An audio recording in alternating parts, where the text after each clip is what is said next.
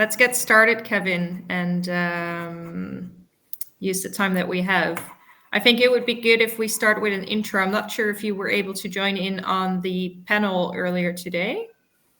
Were you? Okay, no. Okay, so we had a panel about corporates and how they can use sustainable aviation fuel to reach their climate targets. So I think it would be great to follow up on that conversation. And what I suggest is you maybe start with an intro about yourself, but would also be great if you give a bit more background, which I think you're planning to do anyway, about the Clean Skies for Tomorrow initiative and WEF's involvement in this conversation. Sure, happy to. Shall I jump in? Yeah, just go ahead, please. Thank you. Wonderful. Well, thanks for having me, and thanks everyone for joining. My name is Kevin Subley. I am project lead for Clean Skies for Tomorrow here at the World Economic Forum. Clean Skies for Tomorrow is a project we've been running coming up on 3 years now, actually, focused on the decarbonization of the global aviation industry. It's a coalition of over 80 different organizations working across the value chain to accelerate this net zero journey with a particular focus on scaling sustainable aviation fuel. And Sky Energy, of course, are one of our many very dedicated and ambitious partners in delivering this agenda. So let me just pause there, and we can certainly get into additional detail in a few minutes, both on Clean Skies for Tomorrow and our Sustainable Aviation Fuel Certificate Framework that we're working on in collaboration with others from across the industry. Perfect, thank you. So the aim of this session is to learn a little bit more about the initiative itself, of course, but mostly about the SAF concept. So the panel earlier today was mostly about what sustainable aviation fuels are and how they can play a role in a corporate climate strategy. But we spoke to a less extent about the technicalities and the concept of SAF. Fernando from WWF spoke a little bit about the science-based targets and how SAF could play a role, and he did mention SAF and the benefits of a SAF for the means of carbon reduction for a corporate, as well as transforming the aviation industry towards a more sustainable industry. So I think, Kevin, while you're here, I would love to use your time and hear your knowledge and expertise about specifically the corporate involvement in this conversation, right? So in the Clean Skies group, it's actually the aviation industry is involved, NGOs are involved. It's a wide range of stakeholders, but maybe you can dive into the reason why corporate should be involved in this conversation in the first place.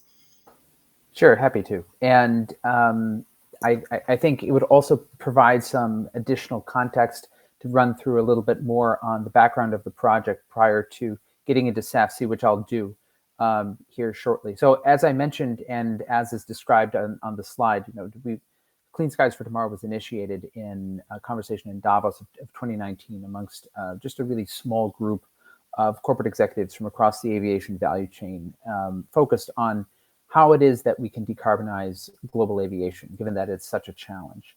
Obviously, sustainable aviation fuel is key to that, and that was core to the conversation. But we all identified that no one singularly along that value chain can do it themselves. OEMs can't do it themselves, nor can airlines or the actual airports or the fuel providers, or even the corporate customers themselves who fly a lot on aviation. However, together, we probably can.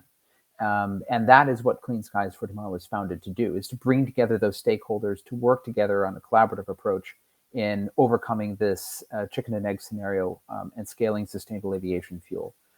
So you'll see at the bottom of the slide here some of the high-level goals that we put into place for ourselves in advance of COP26, now obviously being held this year in 2021, coming up very, very shortly. So, across the various work streams that we have within Clean Skies for Tomorrow, we have a number of goals, all of which are collaborative, all of which build on one another to accomplish. If you could go to the next slide, this is just to showcase actually the broader coalition that we're working with within Clean Skies for Tomorrow. The steering committee that we have, of which Sky Energy is of course a very valued member here. Our broader community of those engaged in the various working groups, and our advisory partners and knowledge partners, and of course the core secretariat that runs throughout the, feeding into the process, feeding into our analysis, providing guidance and on strategy, as well as our SAF ambassador community, which is a coalition of, at a ministerial level, governments co-chaired by the UK as their role as COP26 presidents, bringing together a number of governments advising on a policy toolkit of sorts, a menu, a basket of measures that we will release on November 10th at COP26, showcasing some of those policy interventions that can be supportive of scaling SAF. But of course, going back to the main reason why we're here, of course, talking about corporate involvement from the customer standpoint, you can see a number of those corporate customers in the broader community. I don't need to necessarily call them out here, but the point is that their role is just as important as the airlines and as those policy levers, because those demand signals are essential to scaling sustainable aviation fuel as well.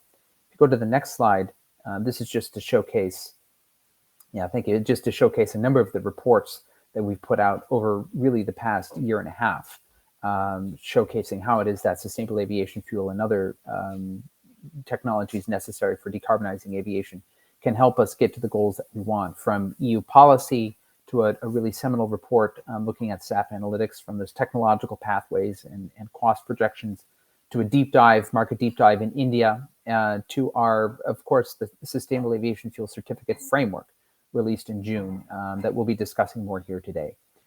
We've got a couple other reports as well, but I advise you to check out weforum.org/reports for all of these and more as we have more forthcoming in the run-up to COP. Next slide, please.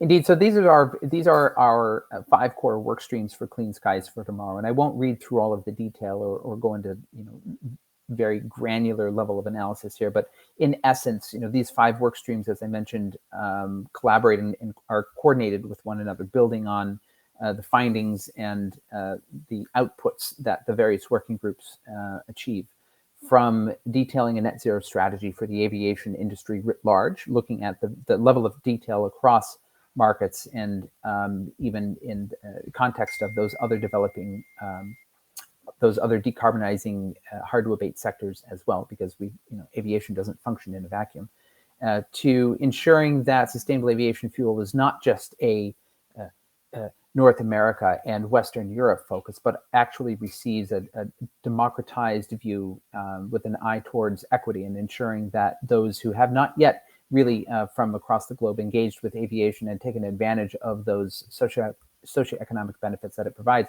that they are able to do so in a sustainable way. We have a workstream focused specifically on policy. Obviously, that is extremely important as the interplay between the public sector and the private sectors.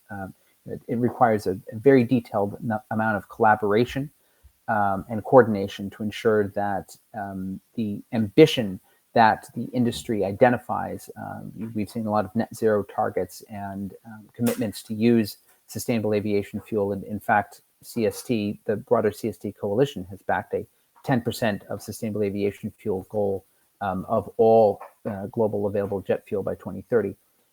This requires a smart and intelligently designed supportive policy that enables the scale up in a sustainable way, rather than, there are a number of measures, and we'll detail those in the report coming out on November 10th. But the point here is continued engagement direct to government is necessary throughout this process, including, of course, the ICAO Global Advisory Council within the UN. Workstream 5, I'm skipping over 4 for a second here. Workstream 5 is, of course, focused on financing the transition, bringing together those financial communities that are extant within the World Economic Forum, together with the broader Clean Skies for Tomorrow coalition, ensuring that, as with the public sector and the private sector, there is cross-collaboration across that value chain, including the financiers and the banking entities and the asset owners, to ensure that the actual scale-up of SAF production itself, those physical plants, and Maxime can definitely speak to that, as we continue in this conversation, to ensure that those investments occur on a timely basis to enable the end product to be available. Of course, coming back to Workstream 4, scaling demand signals, aggregating demand, this is all what Sustainable Aviation Fuel Certificates is about. This is why we developed the SAF-C framework, is enabling those corporate customers who have a relatively large Scope 3 environmental footprint, to be able to address that through investing directly in sustainable aviation fuel themselves. This doesn't necessarily mean purchasing the fuel in and of itself, but being able to retain the environmental attributes, those life cycle assessment emissions reductions through a certificate framework, assisting those airlines and airports and everyone involved in securing additional volumes of SAF by supporting with that additional investment to bridge the cost gap between conventional fossil jet and SAF, which is certainly a factor when making purchasing decisions. Next slide, please. This is just a showcase of the broader community within Clean Skies and more that have committed to partnering to achieve a 10% sustainable aviation fuel blend by 2030. And just should give everyone in the audience a little bit of an idea as to the extent of the willingness out there and the interest in making this happen. Of course, SAF-C is just one component of that, along with the public policy measures and the financing and the overall commitment. But the fact that the aviation industry is making these announcements and these commitments now in the midst of a recovery from the worst economic challenge that the industry has ever faced due to COVID-19, I think is truly remarkable. Next slide, please. And this is a quick overview before we dive into SAF-C in greater detail of how the framework works. So essentially, it's actually quite simple. You have the Scope 1 emissions and the Scope 3 emissions that are inherently tied together. The SAF producer creates that feedstock, takes the feedstock and creates a sustainable aviation fuel from said feedstock that, if brought together correctly, has a significant life cycle assessment reduction in the output of said SAF. The airline is able to use the various fuels that it takes in, as most SAF is a drop-in fuel. And the corporate customer themselves, whether or not they're moving physical humans or whether or not they're moving goods, is able to, through transactions with both the airline and the fuel producer, depending upon the agreement that they put in place, is able to, as I said, help to bridge that cost gap between the conventional fossil jet and the sustainable aviation fuel, such that it's easier for the uptake of the fuel to occur, and also such that they themselves are able to retain ownership of those environmental attributes and use those emissions reductions within their own reporting, and take complete possession of that, such that you don't run into issues of double counting, and so that you can ensure that the environmental benefits are achieved and that we have additional sustainable aviation fuel scale up above and beyond what would necessarily be in place through, say, a regulatory mandated environment. Yeah. Maxime? No, I want to touch upon that last point because I think that's very important. We've seen, of course, a major announcement here in the EU in terms of SAF mandates. So we will see regulatory enforcement of the use of these fuels. We see a lot of talk about incentives in the US, which I think is very reflective of how the EU and the US tend to handle these things. But yeah, there's definitely regulatory involvement, but we need to realize that that is on the scale of the industry very limited, right? If you look at the scale of the SAF industry today, then the moves that we're going to have to make are major. We're going to have to multiply by many tenfolds. But if you look at the percentage of sustainable aviation fuel that are going to be required in these mandates, it's not actually very high to start with. So we're looking at 5% in 2030 here in the EU. And if you compare that to corporate targets, which are very often much more ambitious than that. So, we've seen a lot of net zero 2030, climate positive 2030, a certain percentage of reduction in 2030 or beyond, which definitely goes beyond that 5% fuel replacement. Then we realize that voluntary action in this space is necessary, right? So if the corporate or the company wants to achieve its targets, it cannot rely on the government action that has been taken so far, which is already very ambitious, but it's not enough. Indeed, absolutely. And it allows those corporate customers to get involved in a way that I think they may not necessarily have been able to previously, taking a direct role in funding and receiving ownership of credits. that goes above and beyond, I think, any of the kind of standalone disclosure reporting or some of the processes that companies have engaged in previously.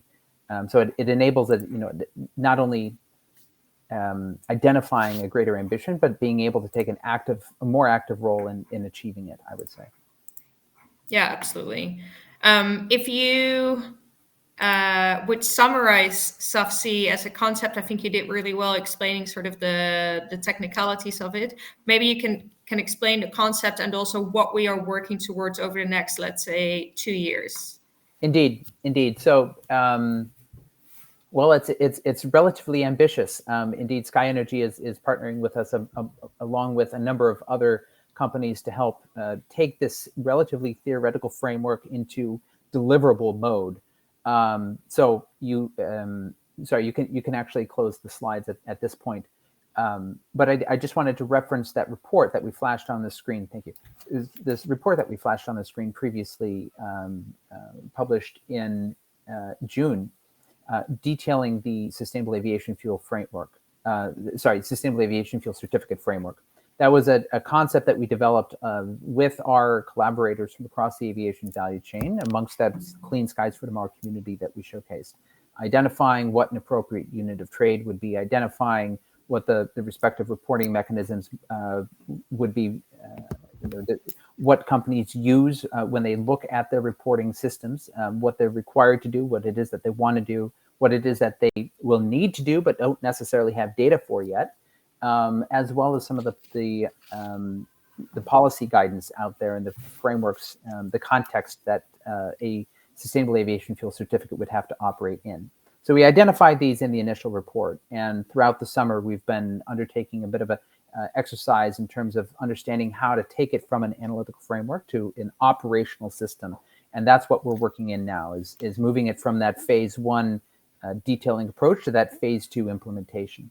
So by the end of the year, we are identifying those organizations interested in working with us through a piloting phase, joining us in making concrete contract agreements, not through the forum per se, as that's not our role, but through our various project partners and who it is that they identify that they want to work with.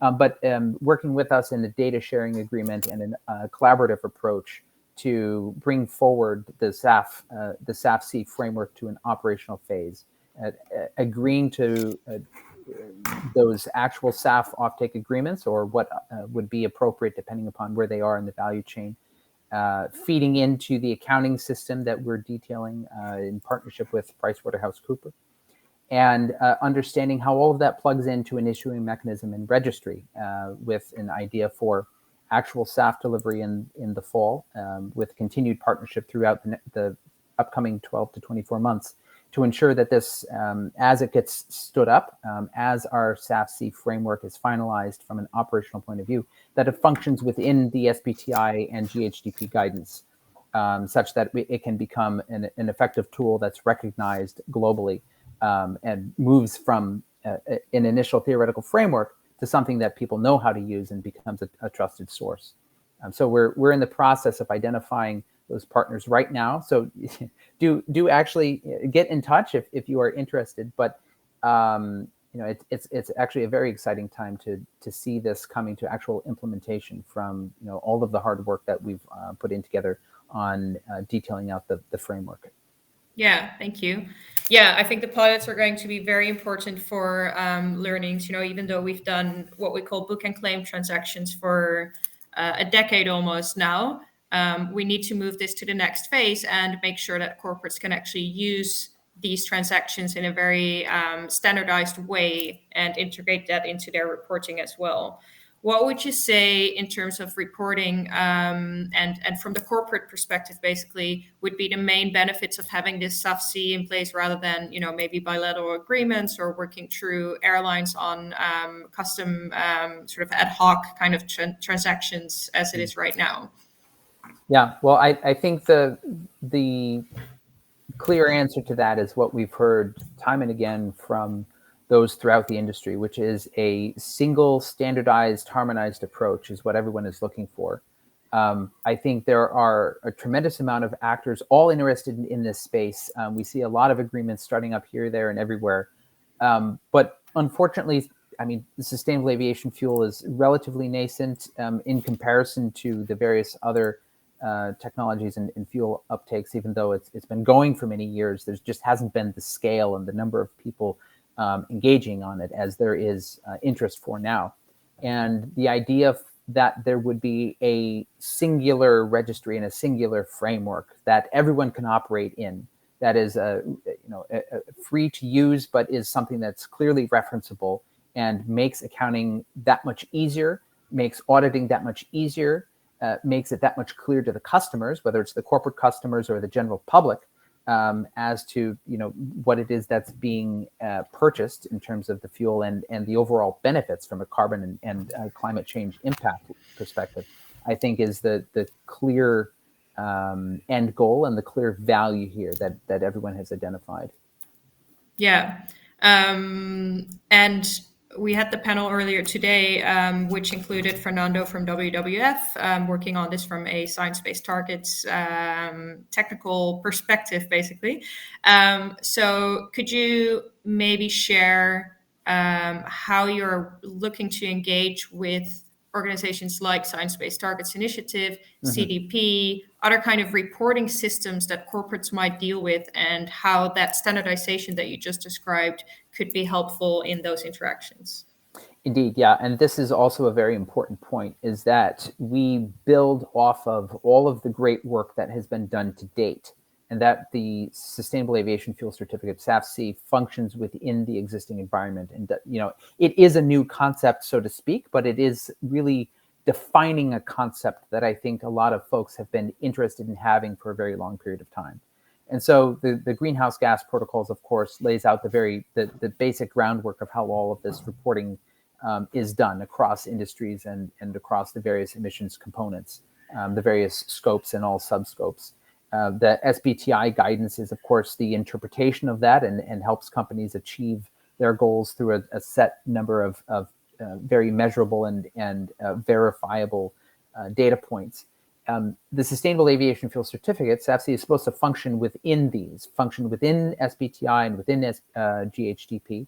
Of course, as it's new, it's not yet there, but it needs to be. And that's why our continued collaboration with WWF, with CDP, with WRI, with a number of NGOs, including EDF and AEF, and any number of acronyms here, basically, to ensure that there is that sustainability integrity, that there is that consideration of externalities and the very business can provide a real world sense as to what works and what doesn't in terms of what they have data, what kind of data they have access to, and what an administrative burden or not there would be to implement X approach versus Y approach.